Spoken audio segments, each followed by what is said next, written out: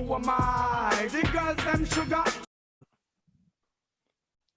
What's good? What's good? What up? What up? What up? Yo, this is the Who Am I podcast.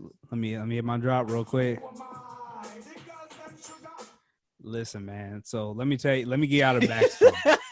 Let me get you out of backstory. All right. Talk to him. I'm definitely not the structure guy here. My man King is the structure guy here, but I'm gonna try to do my best. So basically, what we're doing is we talked about like a couple weeks ago. We tried to go with no structure, but even still in that, we still had to try to get some structure. But right now, we've been drinking a little bit. We've been talking a little bit. We talked about with Trav, and we did our little pod with that real quick. So we just want to kind of start with this. We're not going to interrupt the conversation. We're going to start right where we was at, and we're going to just keep going from that. So if you listen to this and you watching this and you're like, where the fuck is this shit starting at?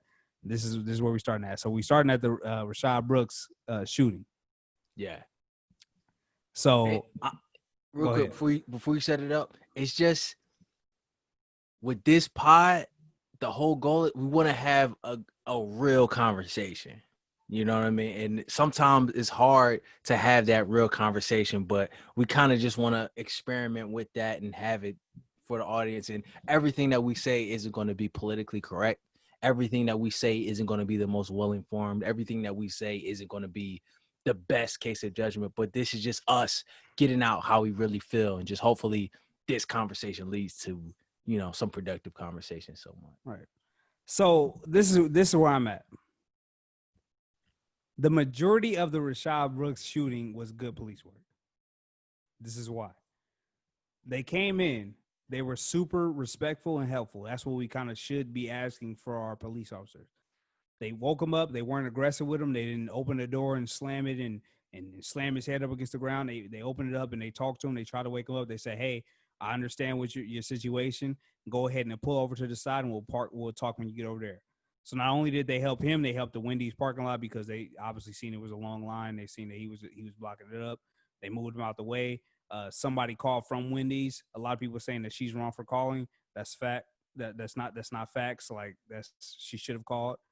She did everything she could. She did walk outside and try to help him up and help him get out of there. She did all the things she could. Like I'm not blaming her for this situation. It shouldn't have ended like this, but we'll get to that a little bit later.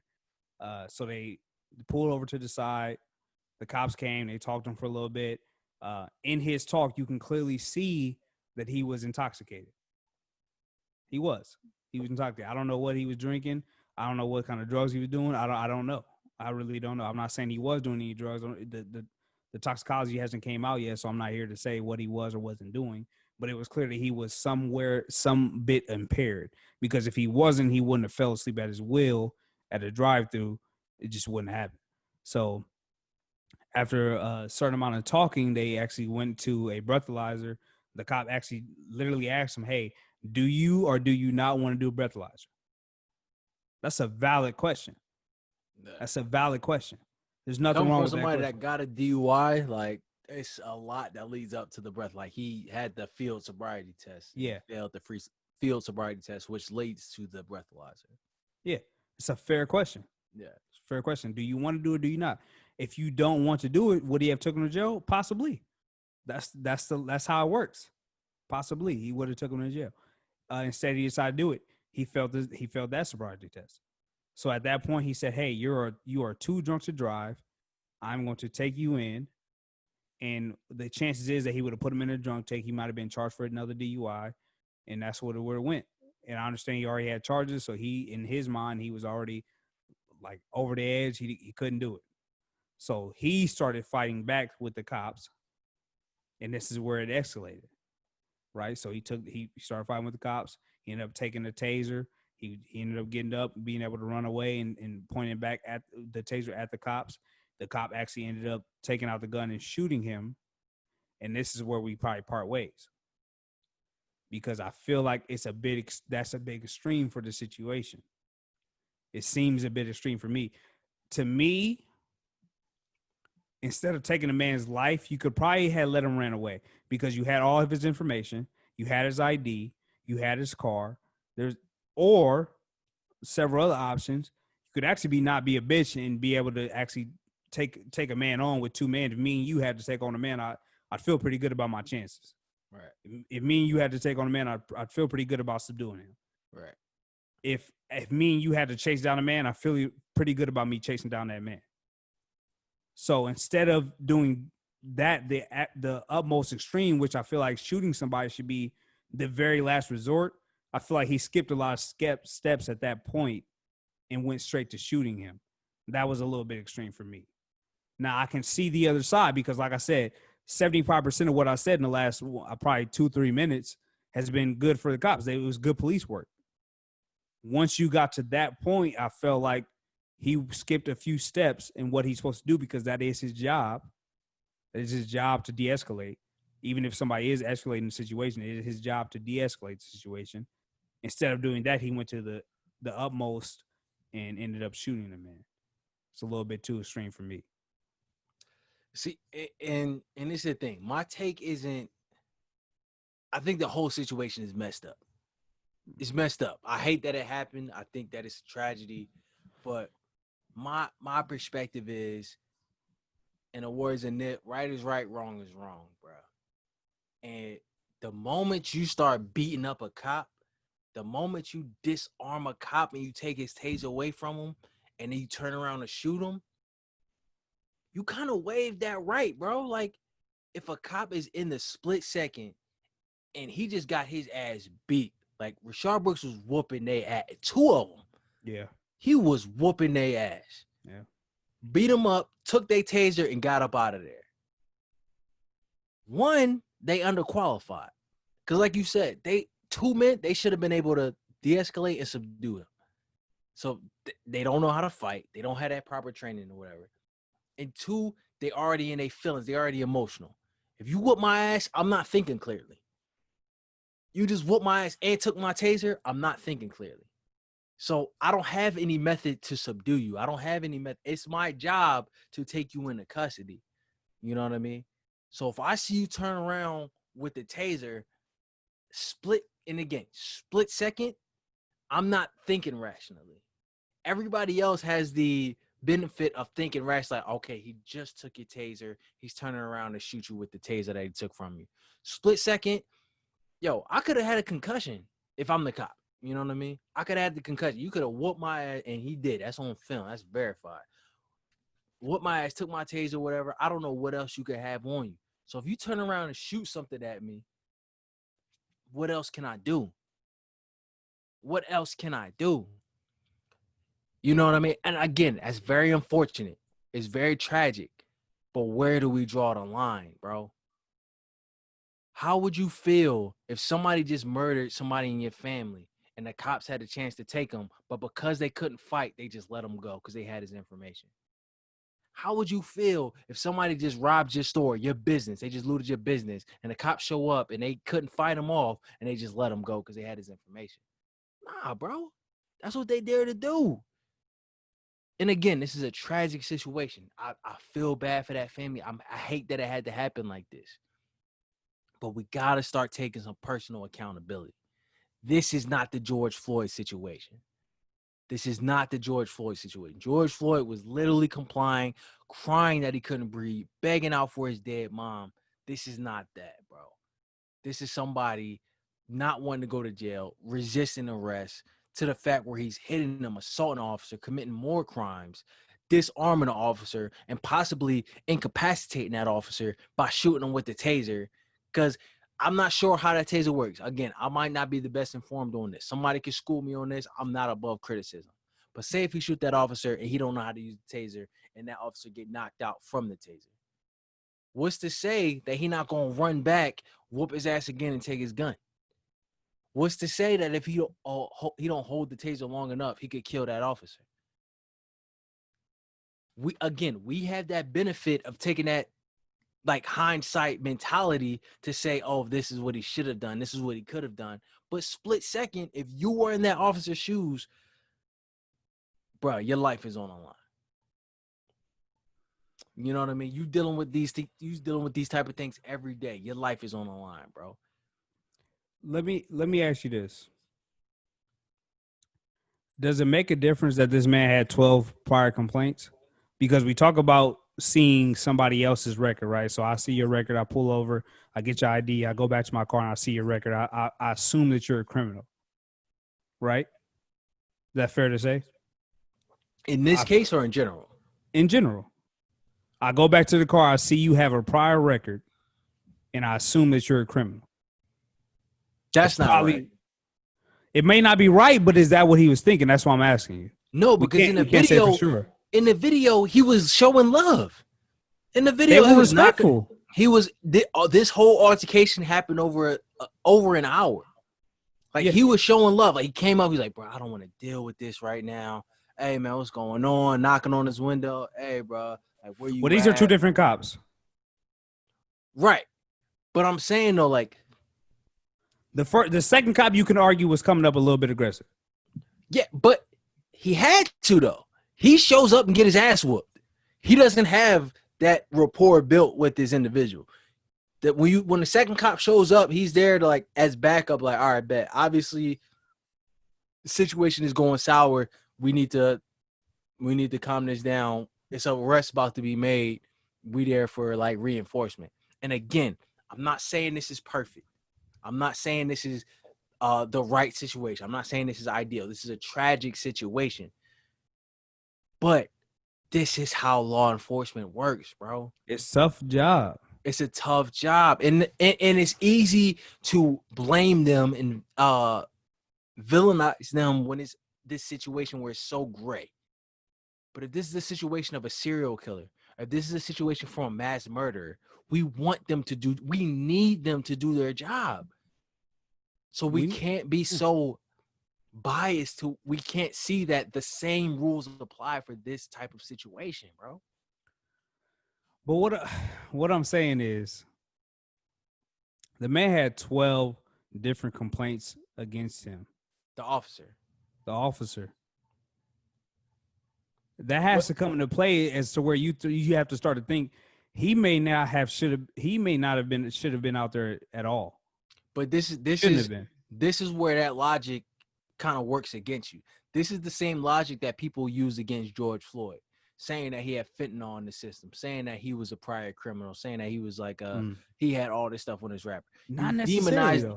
It does, because now you're attacking the person and not what happened in the situation. Mm-hmm. I'm just trying to stick with the facts of the situation. Once you start to attack the person, then you start to validate the criticisms of George Floyd. Now you start to validate the criticisms of Rayshard Brooks, because he had just got out of prison, if I'm not mistaken, and he was not trying to go back.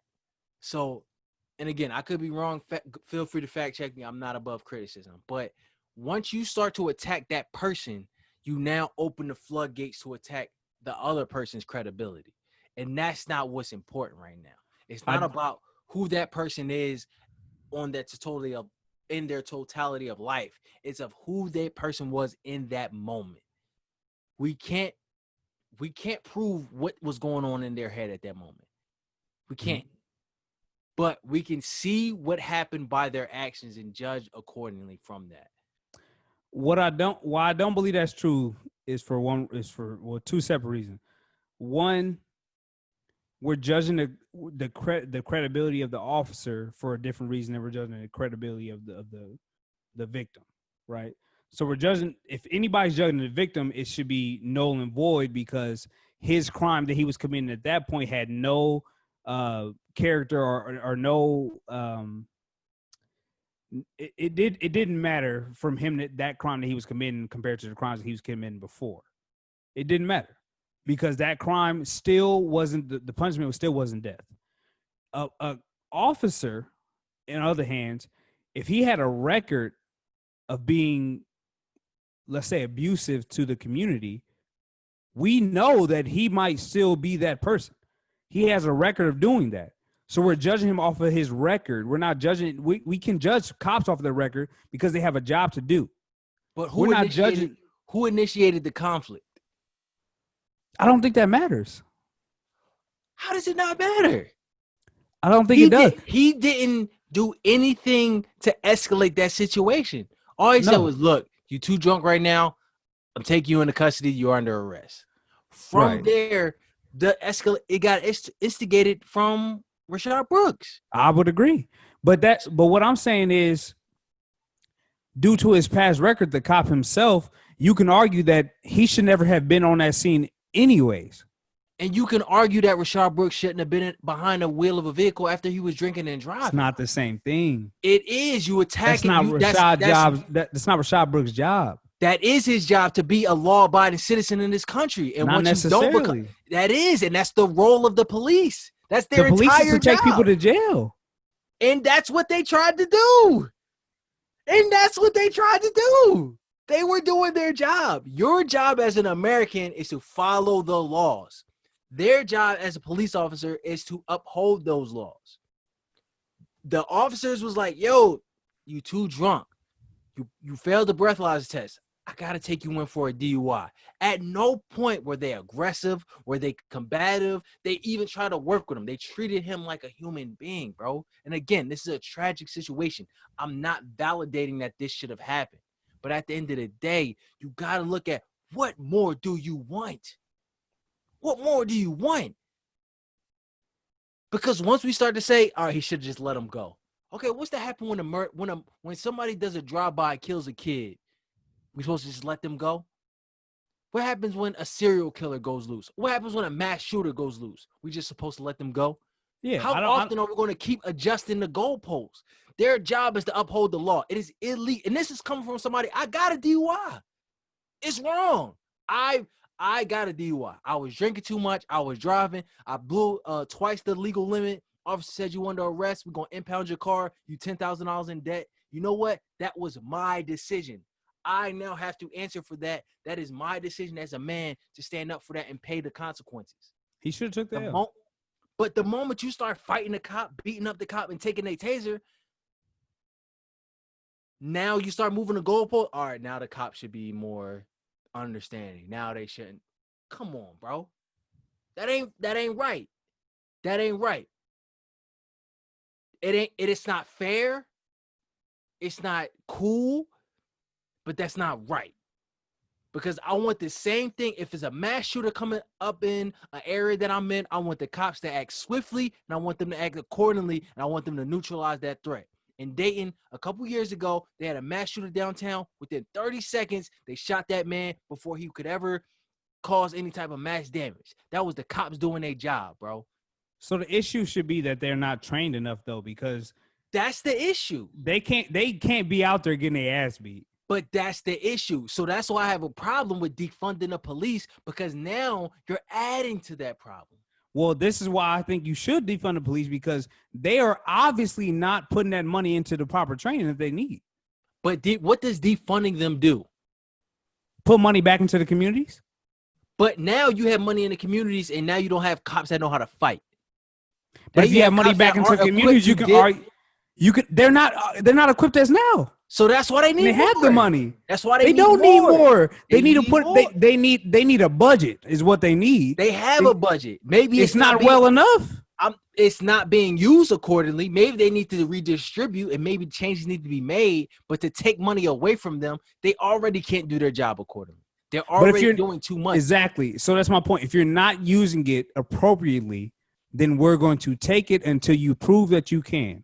So until you give me a budget that says that you can and you know how to use this money, we're going to put it into somewhere that needs this money, which is the communities that you serve. If you put the money back into the communities that you serve, then less crime will happen, because they will have less time to do crimes if they have more time to do other things that's more productive for their community. But you taking away money from cops now leaves them underfunded. Now that leaves them overworked. Now they don't have the training. Now they don't have everything that happens when it comes to de-escalation. Now that leads to more people getting scared, getting in their emotions, and more situations like this. These situations escalate because cops aren't familiar with being in combat. They get 2 to 3 hours per year of hands-on combat training, and they're expected to go out and deal with murderers, and they're going out and expected to deal with altercations. They're not equipped for that. We get more equipped in military for shooting and for combatives, for operations that we may never see combat, and we don't have that same equivalency for officers that go out there and they can encounter that every single day of their job. So my argument is that am I supposed to think that giving them more money would assume that they would then seek out that training? Because they haven't seeked out that training, and they have a certainly more than they probably would need amount of money now. Yeah, but who has brought up this issue before? That's an issue in itself. Who has brought up this issue before, though? You can't then see a problem like, all right, y'all haven't figured this out before I came to the issue, and now I'm just going to take all your money away. What does that do? Now you villainize the police force because they're already, like we talked about before, there's already an invisible line between us and the police. That shit, it just is what it is. And I'm not going to say that's rightfully so. Rightfully so. There is an invisible line between us and the police. But when we continue to push that narrative, continue to push that divide between us and the police, how can we expect things to change? How can we expect them to do better by us? If we keep vilifying them, we keep taking their money, we keep drawing this line between us and them, how can we expect things to change? But how can we expect things to change if we taking money from the communities to put into the police force? What can you do? It's the same with concept. What are you going to do with that money and put in the community? There's several different things. I'm not the best one to say it, but definitely education, definitely after school programs, definitely better healthcare, definitely better food, things of that nature, definitely better jobs, definitely better buildings, definitely better places, home ownership, things of that nature. There's that money comes from the same place, so they can definitely put that same money back into that community. You can. I'm not the best one to say it, but yeah. What does that do between a police interaction with an unarmed black man, though? It makes it so that interaction never happened because that same black person grew up in a better situation. We are all products of our situations. So the situations that we go up in, if we go up in a better or bad, we both grew up with our dads. There's no doubt in my mind if we both grew up with dads, we would have been better off. But there is no dollar amount that you can put in that community to keep a dad around, though. You can't take from the cop budget and put a dad in the house from that. That's what I'm saying. That is on us. That is on the individual. That's on our decisions to make that change. But they can definitely put that money back into it to make it easier to do so. But what do you do to the police force that's underfunded and now got a grudge against black people from taking their money? How are they already underfunded? They have so much money. You're taking their money and putting it somewhere else. They're already not equipped to do their job with the money they have. And I'm on the other side saying the same thing. You're taking my money from my community and putting it back into the police force to over-police my community. Right, but you have a police force that's proven that they can't do their job correctly. You're going to defund them to put money into the community. Now you're still have a unequipped and unqualified force that can't do their job. But you have a better community that will commit less crimes. That is not where we don't know. Ever been proven? We don't know, but we also don't know if putting more money into the cops will make it better for them. I'm not saying put more money. I'm not saying put more money. I'm saying redistribute the money that's already there to more realistic solutions. But defunding the cops, getting rid of the cops is not the answer. I don't think dismantling the cops is ever the answer. I do think putting less money into these police forces is a good idea. Right. But what's to stop somebody from getting drunk, not wanting to go to jail, fighting the cop, disarming the cop, shooting him with a taser? How is investing in the community going to stop that action from taking place? That is an individual decision that they made. And the future is within what? The children. Invest in them. That is an individual decision. Whether I'm poor, whether I'm rich, I have the individual decision that if I get locked up, I'm going to comply with the officer. It is no amount of money that is going to equate to me making that decision. But if we fund cops to be able to handle somebody, to de-escalate somebody in that situation, that can make a change. How would that help over policing? Because over policing is a thing. Would you not agree? What is over policing? Too many cops in black neighborhoods. Why are we over policing black neighborhoods? So now you conflating a lot of issues. This is a lot of things mixed into one. We definitely having that conversation. But this is the thing, though. Most crime happens in poor neighborhoods. Poor neighborhoods are filled with black and brown people. What creates a poor neighborhood? Bro, that's a whole nother discussion. That's a whole other discussion. It's the same discussion. We talking about the government putting money into neighborhoods. Why are you not in a poor neighborhood right now? Why am I not? Yes. I'm in the military. I move around. I am not the same as the average Black American Why? because I have moved out. I moved to several different neighborhoods since I've been in the military. Why? Because I made that decision. Because you made that decision. The government did not hand you anything. Everybody can't do the same though. The government is not responsible for how you live your life. The government is responsible for redlining though, which actually, that's a whole nother issue. That's the same issue. It's the same issue. What? Why are you not in the hood right now? Because of your own merit, because of your own decisions. For my mother's. But an individual nonetheless. Made the decision to listen to your mother. You made the decision to make something of your life. Mm-hmm. At what point do we hold an individual accountable? And can we hold every single individual and just neglect the part that the government played in this and putting all these individuals down? I'm not saying neglect the part of them, but I'm saying we need to stop looking at government needs to do this. I don't need to do anything. Because if I put my hands on a cop, I can't then expect the cop to do what I want him to do until the point where, you know what? All right, bet. I'm cool. I want to comply. No, that's not how the world works. That's not how the world works, bro. I would agree with you that situation is not like George Floyd's. It's not. It's not similar at all. Everybody. There is nobody that says the George Floyd situation was justified.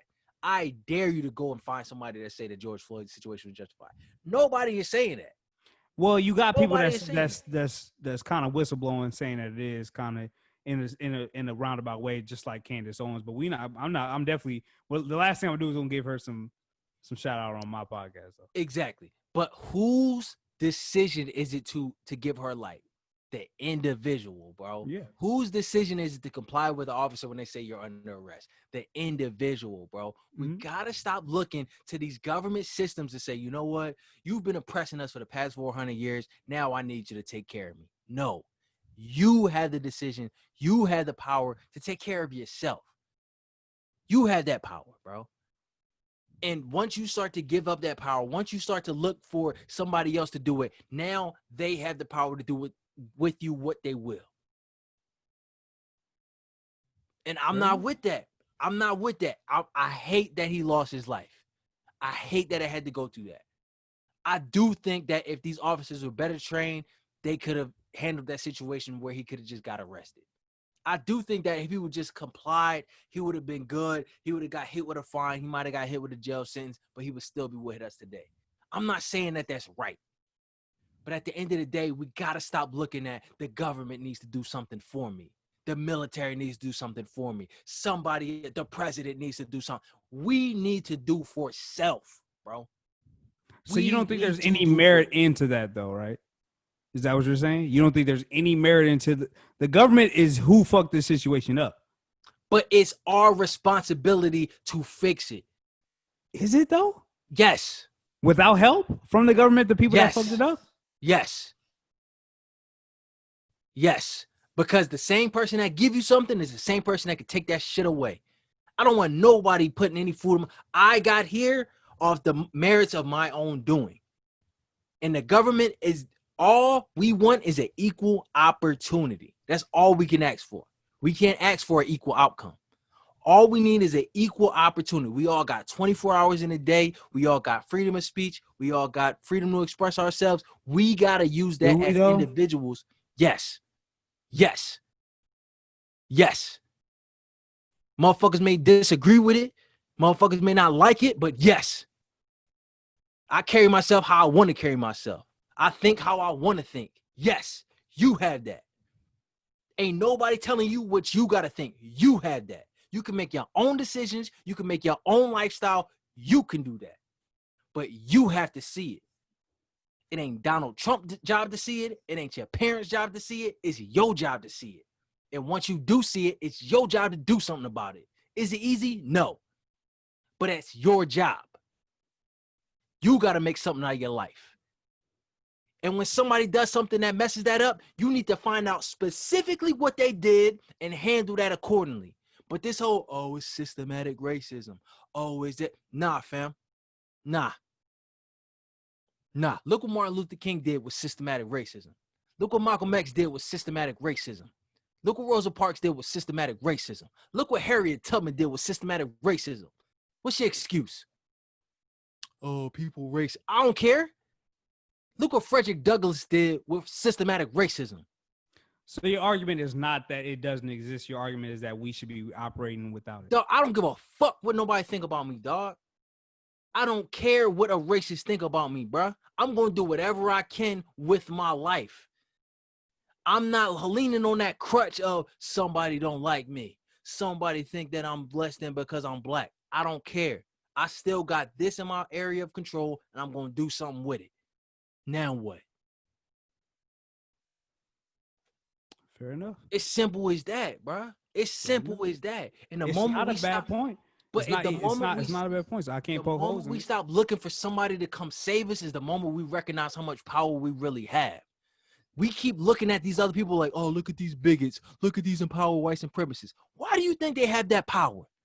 Why do you think they can do that? Because they recognize that they can do what they want in this country as long as they working within these limits. We have these same limits. Granted, we started a little behind. Granted, a lot of people don't like us. Granted, we are the minority. Now what? Now what? Who else was a minority? Harriet Tubman. Who else was a minority? Frederick Douglass. Who else was a minority? James Baldwin. Who else was a minority? Martin Luther King. Who else was a minority? Malcolm X. Now what? It's 2020, dog. What we talking about? What we talking about? Hey, if you're not out here committing felonies, hey, go get you a strap, bro. You can do that. Hey, you out here, if you study and you do your job well, hey, go to Harvard. You can do that. Hey, you out here, you can focus up, you can read a book, go start your own business. You can do that. Will it be hard? Yes. Will you see some prejudice? Yes. Will some people not like you? Yes. That's your job. That's what you're here to do. That's what your ancestors laid that foundation for you to do. It ain't going to be easy. It's never going to be easy, but that's your job. And the moment you stop complaining and the moment you stop looking for somebody else to come save you is the moment that you see the power that you have. Fair enough. Great points. Great points. You got it. You got it, bro. You got it. And not you specifically. You know what I'm saying? Like, well, I ain't trying to come at obviously, you, but yeah, you know like obviously, who am I? But whoever listening, I'm tired of this yeah. victim mentality, bro. Yeah, we gotta get tired of it, bro. Yeah, we gotta get away. And again, I would agree. I'm now the only place we differ is that I think there's a little bit more accountability that should be held to the government, which is I think is what's trying to happen right now, than what you're saying. Than self accountability. There's a fine line between the both of them. I think it's more of 75-25. You might think it's more of 90-10. I don't know for sure. This is my thing. If you sit around waiting for somebody else to hold themselves accountable, the likelihood of that happening is slim to none. Yeah. If you don't validate their accountability, or if you don't validate what they have a problem, and you keep going on what you're doing, they're incentivized to get on your train because now you're hurting their bottom line. Now you're hurting their pockets. You don't negotiate from a position of weakness. You negotiate from a position of power. Hey, I'm able to do all of this without you. That's a bar. That's a bar. That's a bar. Hold on. Yeah, that's a bar. I like that.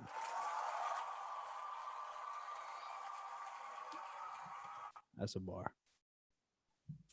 All right. Well, we wasn't expecting to do this. Is this gonna be the pod? This the pod? Shit, let's keep it going, dog. Let's keep it going. This the pod? I mean, shit. Well, no, but we are. What time we at? I don't know. I've been running this whole time, so my time ain't good. Yeah, well, this got to be the pod. We invested too much time. We here. Yeah, now. This the pod. So, I don't want to talk about that. Like, I think we should do where we at. Well, I'm not about to go and talk about some stupid shit now. Like I was gonna talk about, J. Cole but we can. How about let's release that later. We'll cut this part out, but let's release that. We can record that later on in the week. We record that on Sunday, and then we'll post this, and then post the J. Cole part later on. Record it later or just post it later?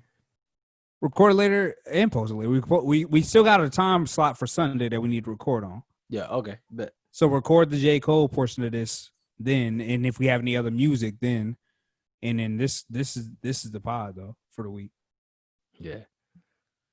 That's Hey, on man. you though. That you No, said that's strong. just I mean, fucking I've said yeah, strong bro. statements, but you said strong statements, and I stand by what I say. Like I didn't.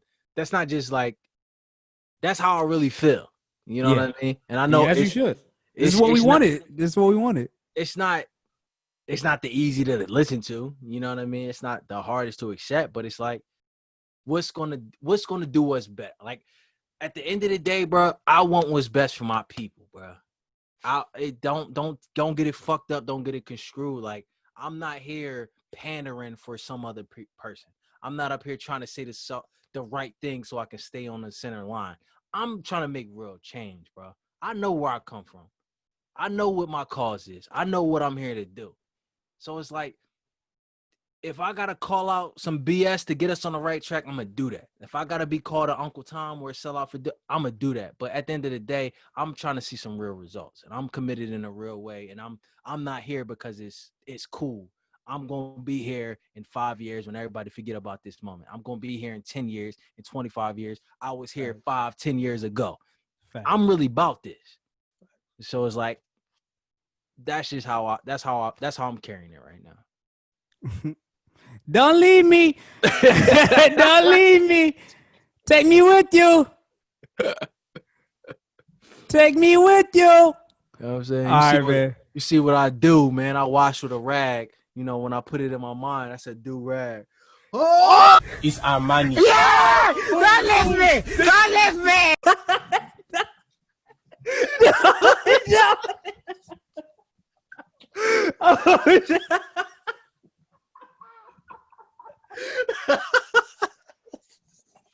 all right.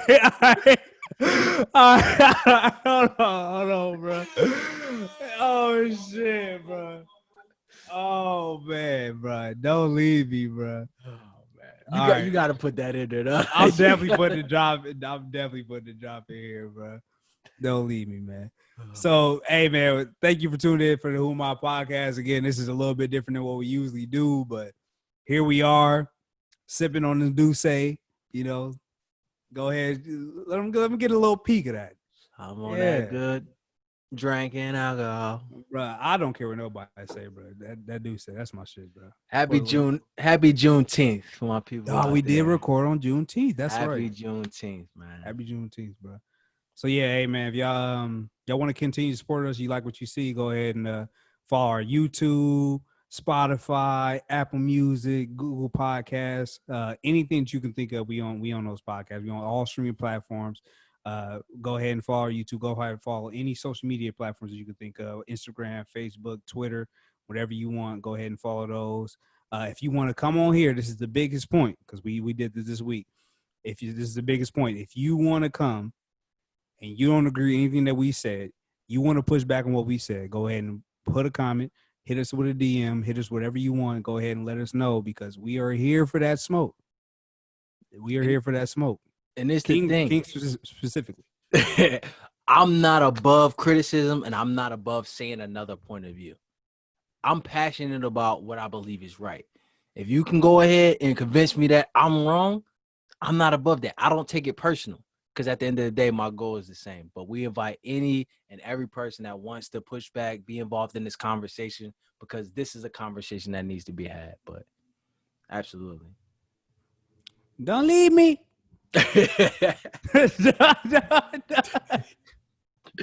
No, we appreciate y'all for tuning in. Definitely appreciate y'all for tuning in. Make sure you follow all our social media posts. Make sure you follow all our accounts. Make sure you subscribe, like the YouTube page. And yeah, definitely support us on Anchor. Download the podcast on Anchor. Yeah, we just appreciate each and every one of y'all, man. Definitely. For sure. Hey, if y'all donate, if y'all become subscribers, if we get enough subscribers, I'll take the do-rag off and show y'all the hairline. Wow. Let's do that. We have a pod. You take your cap off. No cap. Oh, don't leave me. Take me with you.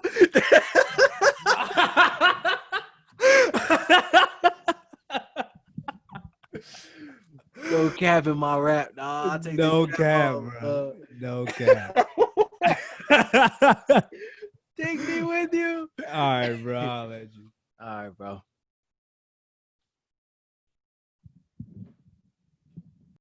Who am I? The girls them sugar